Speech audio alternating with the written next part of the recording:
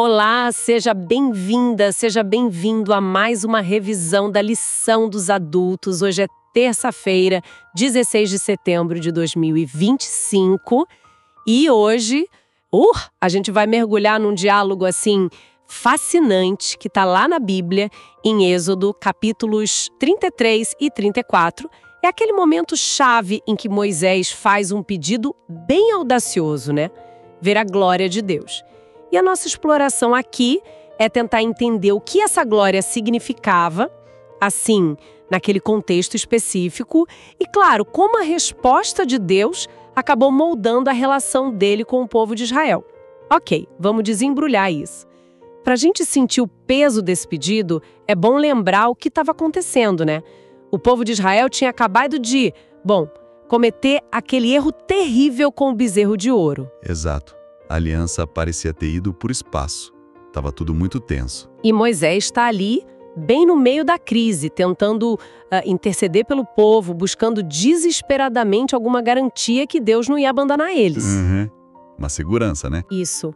E é nesse clima tenso de busca por segurança mesmo, que ele solta essa em Êxodo 33, verso 18. Peço que me mostres a tua glória. Parece que tem mais coisa aí do que só curiosidade, não acha? Com certeza. É quase um apelo, né?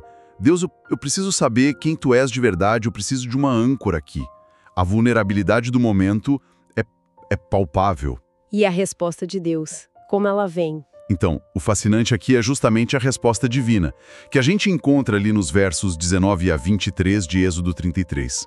Deus concorda, mas ele meio que redefine o pedido, né? Como assim? Ele diz assim: farei passar toda a minha bondade diante de ti. Veja bem, ele não fala vou mostrar meu poder ou minha luz, ele fala minha bondade. Bondade. Isso. E aqui está a primeira grande sacada que o material que a gente está analisando traz. A glória que Moisés pediu não era primariamente um show visual, sabe? Um espetáculo de poder. O material aponta que era algo muito mais profundo. O próprio caráter de Deus, a sua essência, que é essa bondade fundamental. O caráter. Exatamente. Inclusive, o material menciona uma interpretação de Ellen White, que é uma referência nos comentários que a gente usa, né? E ela reforça isso. A glória de Deus é o seu caráter. Que interessante. Quer dizer, a resposta de Deus foi, na verdade, mostrar quem ele é em essência e não só o que ele pode fazer. Isso mesmo. Foi uma revelação do ser de Deus. E como essa bondade, que seria então a glória dele, se manifesta na prática? O que os textos e os comentários dizem sobre isso? Olha, o material detalha isso de um jeito bem rico. Essa glória, essa bondade, não é algo que Deus guarda para si, sabe? É algo que ele concede. Compartilha. Concede? Como assim? As fontes dizem que, para Deus, a glória é conceder sua virtude aos seus filhos. Mostra um desejo de Deus de ver as pessoas transformadas, sabe? Alcançando o padrão mais elevado possível. Que padrão? O do próprio caráter dele. Nossa! E tem mais, um outro ponto forte é que essa glória se revela quando Deus, na sua misericórdia, pega pecadores arrependidos e envolve eles nos seus braços, perdoando, dando tudo o que eles precisam para mudar de vida. É uma glória que se expressa em restauração, em relacionamento. Isso muda totalmente a percepção da gente sobre glória, né? E essa dinâmica tem um lado humano também, o material fala sobre isso. Tipo, a gente também teria uma glória para mostrar? Sim. Essa é a contrapartida lógica, né? Se a glória de Deus é o caráter dele revelado em bondade, em misericórdia, a nossa glória, digamos assim, é refletir esse mesmo caráter. Refletir. Tornar Deus conhecido não só com palavras, com teologia, mas pela prática. Manifestando a compaixão dele, o perdão, o amor nas nossas interações do dia a dia. Viver de um jeito que as pessoas olhem pra gente e pensem, nossa, talvez Deus seja um pouco assim. Entendi. E qual o alcance dessa reflexão? Fica só aqui, entre nós, no nosso mundinho? Aí que a análise nos leva para uma dimensão, assim, surpreendente. Ao refletir o caráter de Deus, claro, a gente se torna uma bênção para a comunidade, para o nosso próximo.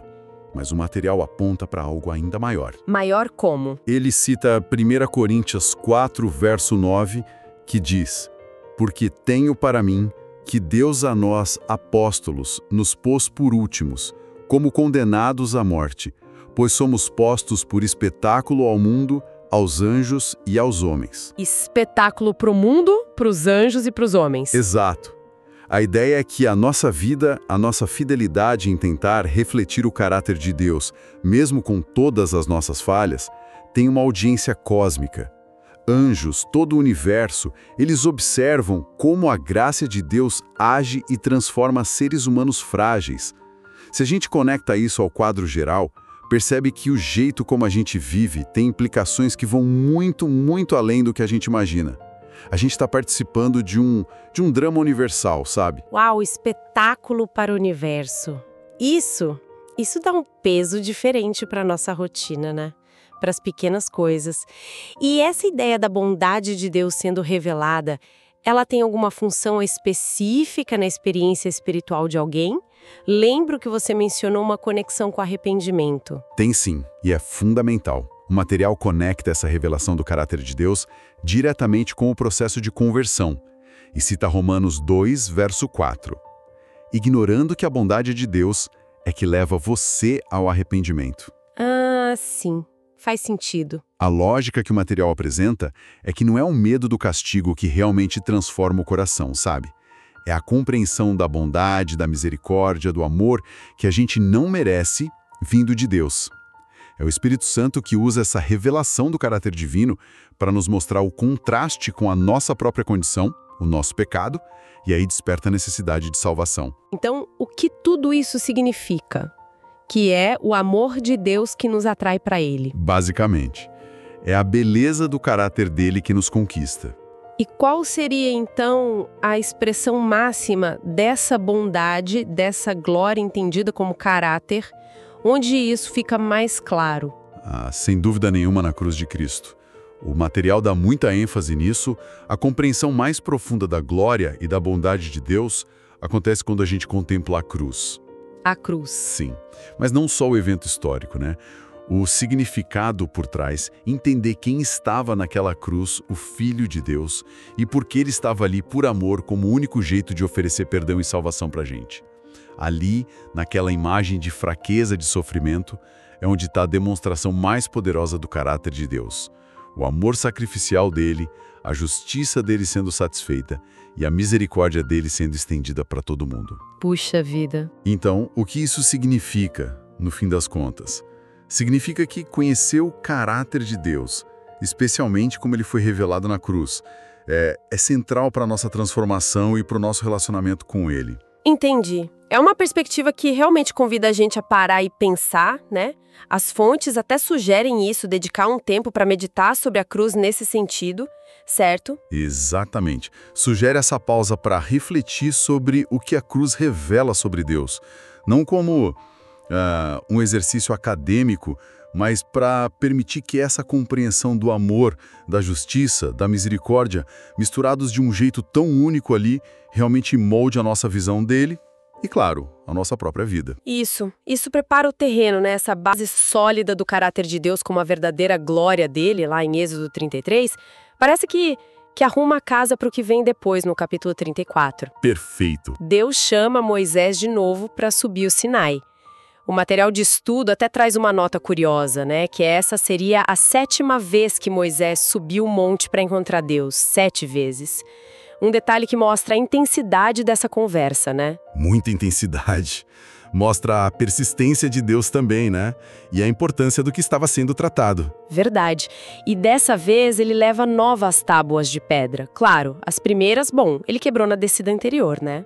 Compreensível, talvez. Sim, no calor do momento ali, vendo o bezerro de ouro. E aqui é onde fica realmente interessante, porque algo fundamental acontece nesse novo encontro no monte. Acontece mesmo. É nesse retorno ao Sinai que a gente tem uma das, talvez a mais explícita e mais citada autoproclamação de Deus em toda a Bíblia.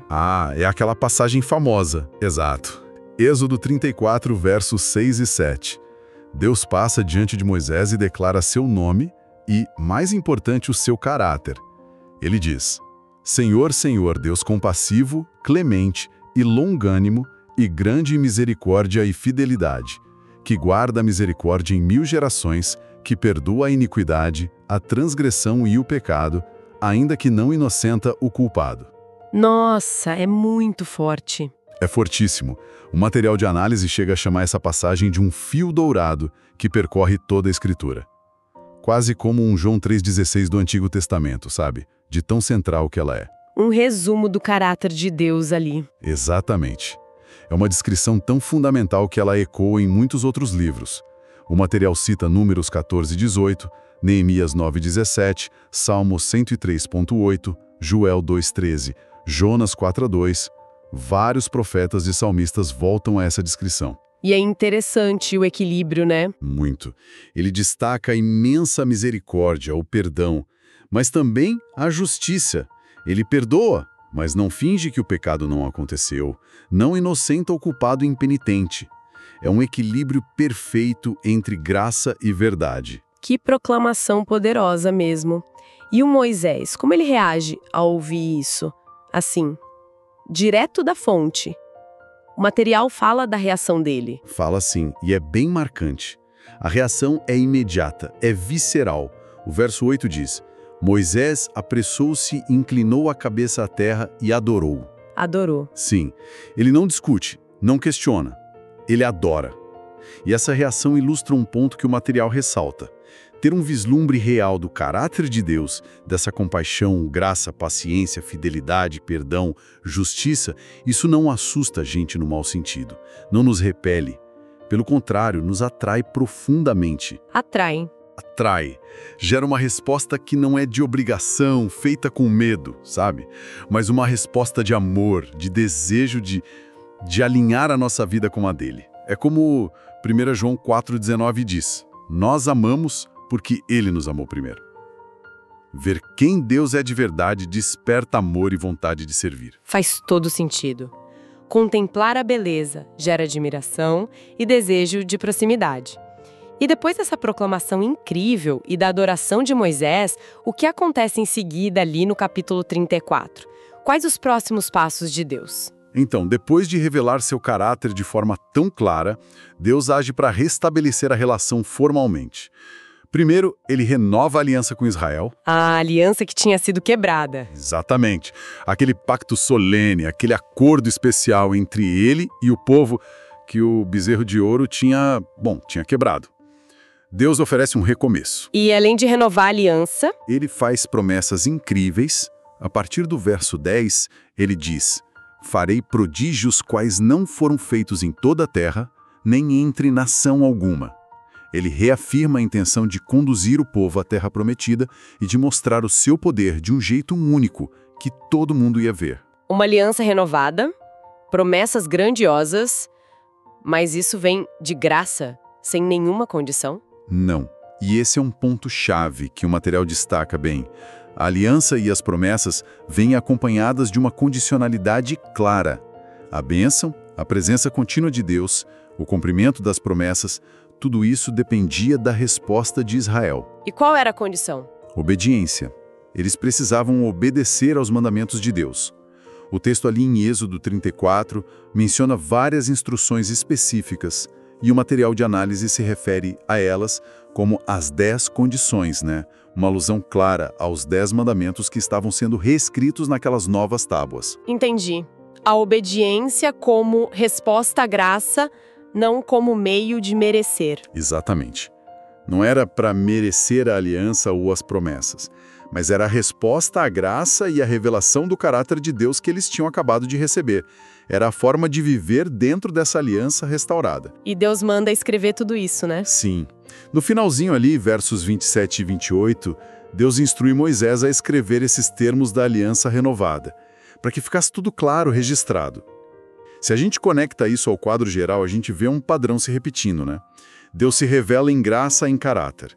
Ele chama uma resposta de amor e obediência e ele formaliza essa relação numa aliança. Ok, então, juntando todas as peças dessa nossa análise de Êxodo 33 e 34, quais seriam os fios condutores principais que emergem das fontes que a gente viu? Bom, acho que podemos resumir assim, Começa com o pedido de Moisés, nascido da crise, buscando segurança e conhecimento, querendo ver a glória. Certo. Aí vem a resposta de Deus, que redefine glória como seu caráter intrínseco. Bondade, misericórdia, compaixão, mas também justiça. A revelação do caráter. Isso. E essa revelação do caráter se torna a base sólida para quê? Para renovar a aliança que tinha sido quebrada. E tudo isso, essa revelação e essa aliança renovada, chamam a uma resposta humana. Que resposta? Adoração, o desejo de refletir esse caráter divino no dia a dia e obediência aos termos da aliança como expressão desse amor e gratidão. Perfeito. Então, o que tudo isso significa para quem está nos acompanhando hoje? Qual a relevância disso tudo? Olha, a relevância é enorme e vai muito além de só conhecer uma história antiga. Compreender a natureza de Deus como ela é revelada nesses capítulos, esse mix de compaixão infinita, paciência, fidelidade, perdão, mas também de justiça e santidade, isso fornece, segundo o material que a gente analisou, uma chave de leitura para a Bíblia inteira, do Antigo ao Novo Testamento. Ajuda a entender o todo. Exatamente. Ajuda a gente a entender essa dinâmica constante entre a iniciativa da graça de Deus e a importância da nossa resposta. E por que isso importa hoje? Porque a percepção que a gente tem do caráter de Deus molda radicalmente o nosso relacionamento com Ele. Como assim? Evita que a gente o veja como, sei lá, um tirano cósmico ou, no outro extremo, como um avô bonzinho que não se importa com nada. Ajuda a ter uma visão equilibrada. E, por consequência, isso influencia diretamente como a gente se relaciona com as outras pessoas, se a gente busca ou não refletir esse caráter que a gente contempla nele. Entender esse 2 de Êxodo 34 é fundamental para uma fé madura, sabe? Muito claro, muito claro. E para a gente fechar, as fontes nos deixam com uma reflexão final bem interessante, né? Ligada àquela ideia de 1 Coríntios 4:9 sobre sermos um espetáculo para o universo. Aquela ideia forte. A provocação que fica é: como essa compreensão mais profunda do caráter de Deus, compassivo, misericordioso, justo, fiel, esse caráter que Moisés teve um vislumbre lá no Sinai, como isso poderia impactar a forma como a gente vive essa exibição cósmica no nosso dia a dia, nas nossas escolhas pequenas, nas grandes. Fica aí a reflexão para a gente levar. Até amanhã no próximo estudo. Até mais.